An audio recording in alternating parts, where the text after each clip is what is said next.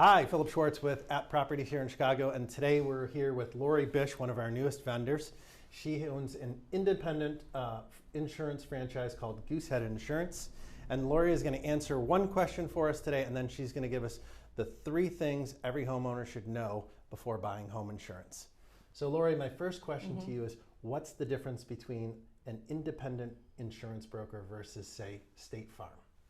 Okay. Well, first and foremost, State Farm's a great company. I used to be a State Farm agent, so great company. The biggest difference is choices. Just having more options. Like working with me, I have 30 different top carriers we can shop. Basically shop the market. And if we can't beat where you are with 30 carriers, you have pretty good peace of mind that you're in a good place. Okay. So tell us what every homeowner should know as they're buying their first or their second or their third property. Okay, first big tip, don't set and forget your insurance. Meaning, don't put something in place and never come back to it again.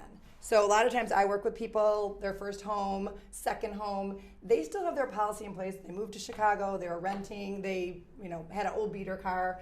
Insurance needs to change as your life changes. And you need to check in with your agent annually. If you don't have an agent, get an agent. If you need a consultant, happy to help.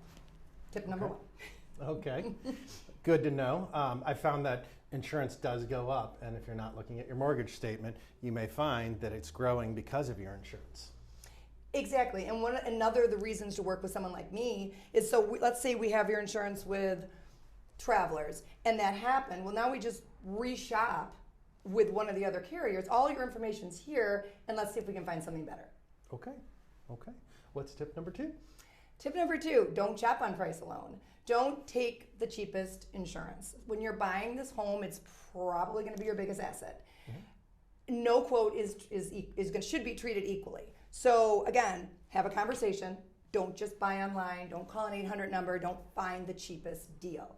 Because there's a lot that goes into the coverages for your new home. And there's some super important coverages you should not miss. Things like water coverage, things like service line. Maybe you want a home warranty. Maybe you want equipment breakdown. Those are things that do cost more but are super important. Okay. Maybe explain to everybody what a service line is and what 2 different coverages might look like. Yeah, so this is a big mistake that a lot of people don't put on their policies.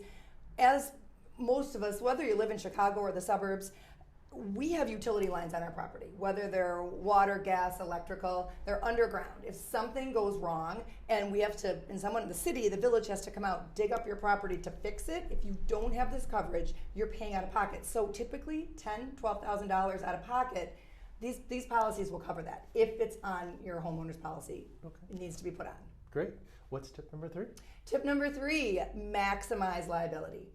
And what I mean by that is whether you're a renter, condo owner, homeowner, there's liability protection. This protects you whether you're found liable for hurting somebody, and or legal fees. And so the difference between $100,000, which is typically free on a policy, and $500,000, pennies, maybe $20 a year.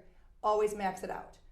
So super important. And part 2 of that is and this is maybe a pro tip, if you don't have enough, if that doesn't protect your assets, you need to add another policy called an umbrella policy, and I can help with that. Okay.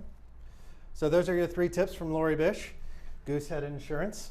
If you have more questions, we'd love to put you in touch with her.